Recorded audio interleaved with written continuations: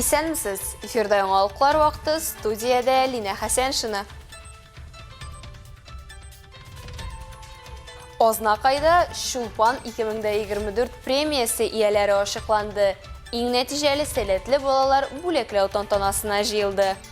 Шулпан смотр конкурсы районда инде 28-нче елын уздырыла һәм шушы дәвер эчендә барысы 2000-нән артык бала бүләкләнгән.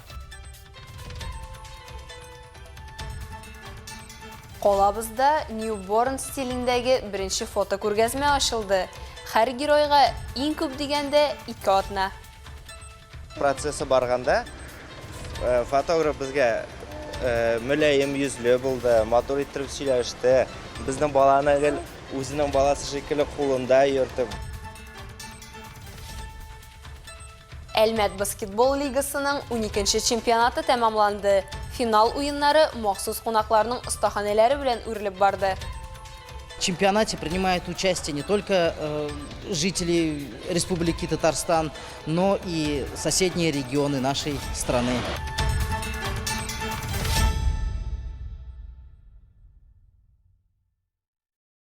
Бүген Әлмәттә җирле иҗтимагый үзидарә советы җыены үтте. Шәһәребезгә Татарстанның төрле шәһәрләреннән җирле иҗтимагый совет җитәкчеләре җыелды. Алар башта Урам бәйрәмендә булсалар, аннары Нефть каласының яңартылган бинасына юл тоттылар. Соңыннан конференциянең пленар өлеше узды.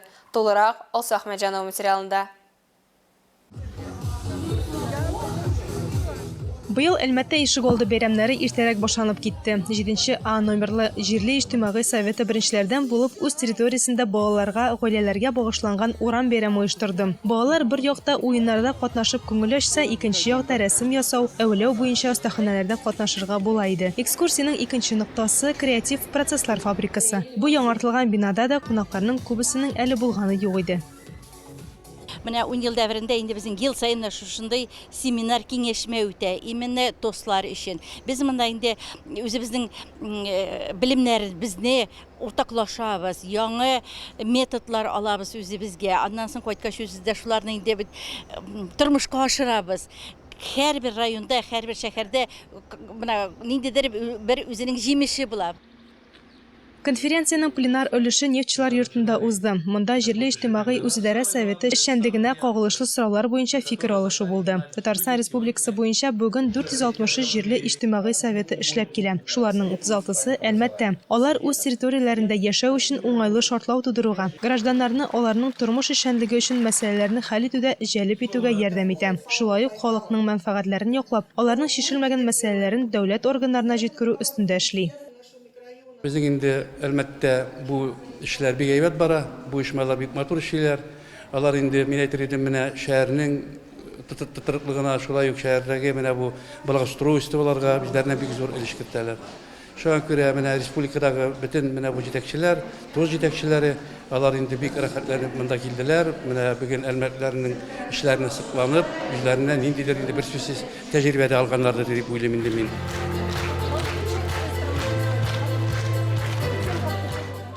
Алса Ахмәҗанова, Рафаэль Сафин, яңалыклар вакыты, Луч, Әлмәт телекомпаниясе.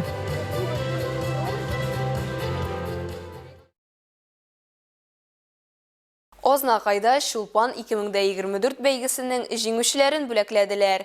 Быел әлеге премиягә 16 номинация буенча зур күрсәткечләргә ирешкән сәләтле балалар лаек булды. Бүләкләү тантанасы хакында тулырак мәгълүмат безнең коллегаларыбыз сюжетында. Конкурска барлыгы 350-дән артык укучы катнашкан. Һәр номинация буенча жюри тарафыннан арадан иң сәләтлеләр сайлап алынган. Бәйрәм залында балалар белән бергә аларның әти-әниләре, укытучылар, җитәкчеләр катнаша. Тантананы ачып, беренче бүләкне Ознакай муниципаль районы башлыгы Марсель Шайдуллин иң яхшы шәһәр мәктәбе укучысына тапшырды. Лауреат Хазиев Денислав Ильнурович. Школа-гимназия, 11 класс. Поздравляем! Біз тырыштық. Ел бойына мен соревнованияларда, олимпиадаларда, конференцияларда катнаштым. Шуның белән, так сказать, заслуженно взяли место. Минем укучыма иң беренче рәхмәт инде. Миңа ярдәм итте бу юлда Ибрагимова Чулпан Рафатовна, ул татар теле укучысы. Көпчілік шул татар тілі олимпиадасында, конференцияларда біз катнаштык аның белән. Эко-лидер, йолдыз, яшь спортчы, илһам, яшь музыкант, яшь эшмәкәр, авылның киләчәге һәм башка номинациядә җиңүчеләргә сәхнә түреннән дипломнар, акчалата бүләкләр тапшырылды. Бүген менә Чулпан премиясында катнаштым, җиңүче булдым. Бик зур рәхмәт безнең учредительләргә, безнең спонсорларга, глава районнарына, укытучыларыбызга бик зур рәхмәт. Быел мин бик нык катнаштым бүтән конкурсларда. Мин председатель, мәктәпнең председателен движение первыйда катнашам. Дипломат мин, грамоталар күп алам, беренче урыннар алам. Пегас номинациясендә җитем бүген. Укуда, спортта, сәнгатьтә, иҗтимагый юнәлештә актив укучыларны бүләкләүдә районның оешма предприятиеләре җитәкчеләре, эшмәкәрләр дә матди ярдәм күрсәткән, чараны уздыруда үз өлешләрен керткән. Лауреатларны һәм дипломатларны тәбрикләү алар катнашында узды. Бу премияны бирүдә катнашалар безнең инде әтиәниләребез дә катнашалар, хезмәт коллективларының җитәкчеләре һәм әлбәттә төп оештыручы булып тора инде мәгариф идарәсе. Әлбәттә, бу премия, бу шушындый медальләр балаларның беренчесе генә булмасын. Әлбәттә, тормыш инде ул нәтиҗәләр белән барырга тиеш. Менә шушындый нәтиҗәле тормыш һәрберсенә дә мин теләр идем. Ул безнең инде төп бурычыбыз. Бәйрәм иң яхшы балалар иҗат коллективларының җыр-биюләре белән үрелеп барды. Чулпан смотр конкурсы районда инде 28-нче елын уздырыла һәм шушы дәвер эчендә барысы 2000-нән артык бала бүләкләнгән. Илмира Шәрифуллина, Рамил Исламов, яңалыклар вакыты Луч Әлмәт телекомпаниясе. Балаларны яклау көнендә Әлмәттә яңа туган сабыйларның newborn стилендәге беренче фото күргәзмәсе ачылды. Бу бик сирәк очрый торган фотография жанры, ә фотодагы һәр геройга 2 атнадан артык түгел. Гадәти булмаган фото күргәзмәнең авторлары яңа туган балалар фотографлары Диләрә Эстрина һәм Әлфия Шәкүрова. Тулырак Алсунриева материалында.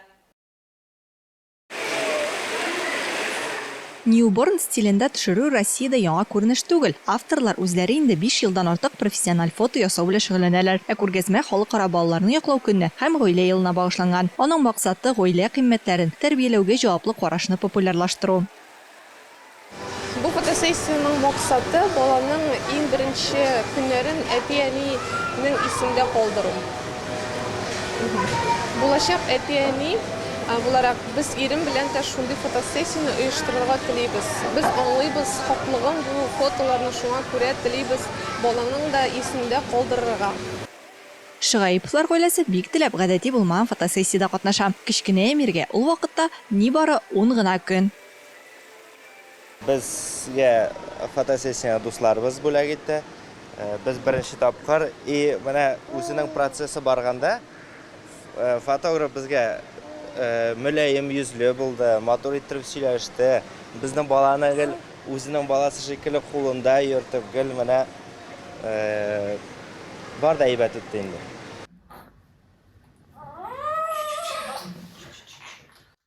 Диләрә һәм Әлфия төрле яшьтәге балаларны һәм гаиләләрне фотога төшерәләр. Әмма яңа туган сабыйлар белән эшләү иң рәхәте диләр. Newborn стилендә фото ясау үзенчәлекле һәм катлаулы эш. Процесс мөмкин кадәр куркынычсыз булсын өчен фотографлар махсус укуларда белем ала. Вы, наверное, не слышали такие выражения, что такое, например, кокон, клауд. Сез мөгаен кокон, клауд, стака кебек сүзләрне ишетмәгәнсездер дә. Ә без яңа туган балаларның фотографлары бер-беребезне ярты сүздән аңлыйбыз. Біз махсус укуларда белем алдык һәм кечкенә организмга зыян китермәс өчен балаларны ничек куркынычсыз фотога төшерергә икәнен беләбез. И знаем, как безопасно спозировать малышей, так, чтобы не навредить маленькому организму. Күргәзмә 30 июньгә кадәр Панорама сәүдә үзәгендә эшләячәк. Аны карау бушлай. Алсунриева, Илдар Гыймаев, яңалыклар вакыты, Луч Әлмәт телекомпаниясе. Татнефть профсоюз өлкән буын турында кайгыртуны эшчәнлегенең мөһим өлеше булуын тагын бер кат исбатлады. Бу юлы ул эшләми торган пенсионерларны, Татнефть профсоюзы әгъзаларын ел сайын үткәрелә торган бильярд турнирына җыйды. Сүз Ләйсән Галиевага. Наши ветераны – это основа всех наших семей, и производственных, и традиционных. Вы вложили много сил энергии, лучшие годы своей жизни в становлении и развитии нефтяного края Республики Татарстан. Бүтін көньяк көнчыгыштан җыелган 40-тан артык кеше кулына ки тотып тупларны төгәл Лузага җибәрә. 1996 елдан бирле үткәрелә торган традицион турнир быел гаилә елына багышланды. Чөнки өстәл артында бильярд сөюче спортчылардан тыш көчле профсоюз гаиләсе белән берләшкән кешеләр җыелган. Өстәлләрдә бильярд ярышы кайнап тора. Һәр адым киеренке тынлык белән тулы булса, соңыннан инде алкышлар белән озатыла.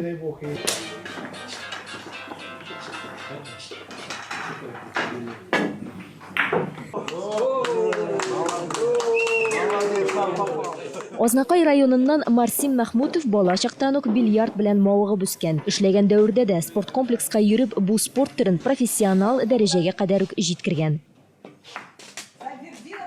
Менә шундый мероприятиеләрне оештыру профсоюзный комитет үзенең эшчеләренә һәм элек булган эшчеләрнең гаиләләренең тормышларын белән кызыксындыру, аларга мөмкин булганча менә шушындый күңел ачу мероприятиеләре оештыру, аларга ярдәм итү.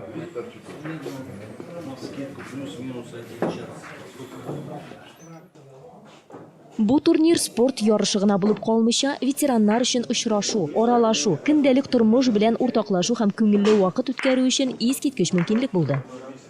Безнең катнашчылар бүген әйбәт уйныйлар дип әйтергә кирәк.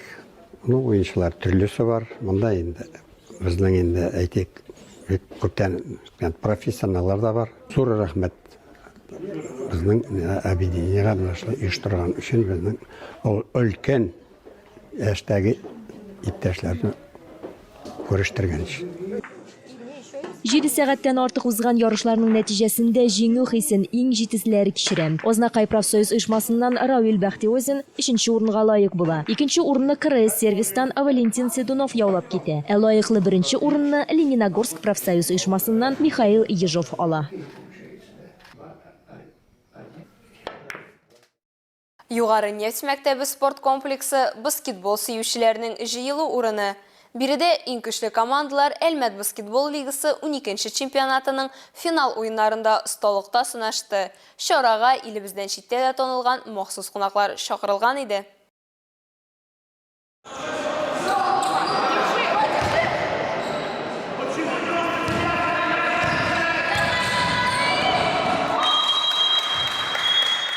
Бүген республикада баскетбол белән 33 мең кеше шөгыльләнә. Әлеге спорт түренең үсешенә, аның иң яңа һәм заманча юнәлешләренә саллы өлеш кертүчеләр, нефтьчеләр. Алар ярдәме белән 2012 елдан калабызда Әлмәт баскетбол лигасы чемпионаты уза. Баскетбол ярышларын Башкортстан, Удмуртия, Пермь краеннан хәвәскәрләр һәм балалар командалары да үз итә.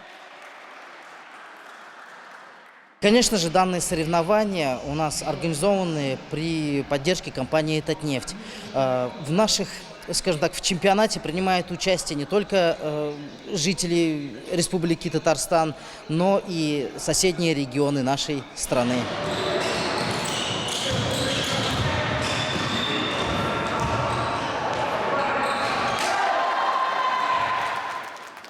Әлмәт баскетбол лигасы 12нче чемпионаты гыйнвар аенда башланган иде. Җәй башында исә тамашачылар җиңүче һәм призер исеме өчен узган кызу уеннарны күзәтә һәм яраткан уенчылары өчен җан ата алды. За кого сегодня болеете? За свою команду, за «Шторм». Ребята молодцы, год к этому шли. Пусть сегодня победит сильнейший. Анисимов Дима, любимый игрок. Приехали на финал играть с Ижевском. Но очень надеемся, что Елабуга победит.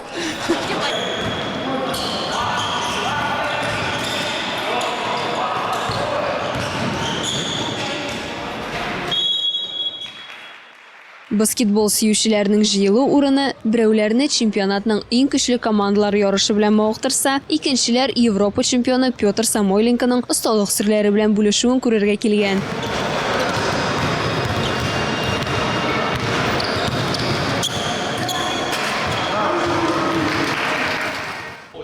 Баскетбол бәйрәменә килүчеләр арасында танылган спорт комментаторы Павел Занозин остаханәсендә катнашуны максат итүчеләрне очратырга була иде. Комментатор – это человек, который любит спорт. Если ты любишь спорт, ты не можешь не болеть.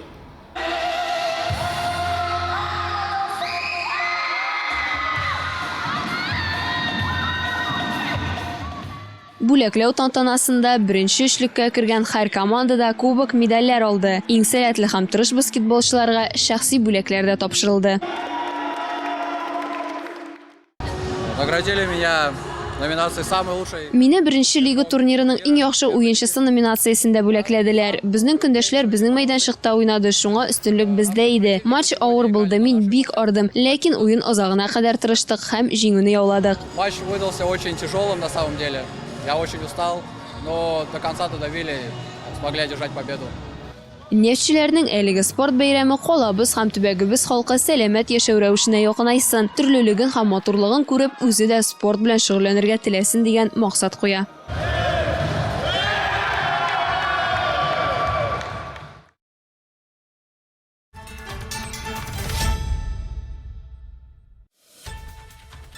Хөрмәтле тамашачыларыбыз, яңалыклар чыгарылышының туры трансляциясын сез ВКонтакте социаль шилтәренә кереп, Луч Әлмәт төркемендә сәгать кичке 7-дә карый аласыз. Безнең иң кызыклы сюжетларыбыз да рәсми аккаунтларыбызда урнаштырыла. Әлегә шулар, мин Лина Хәсән һәм монтаж операторы Динара Гайнетдинова сезнең белән сау булашабыз. Исән-имин булыгыз.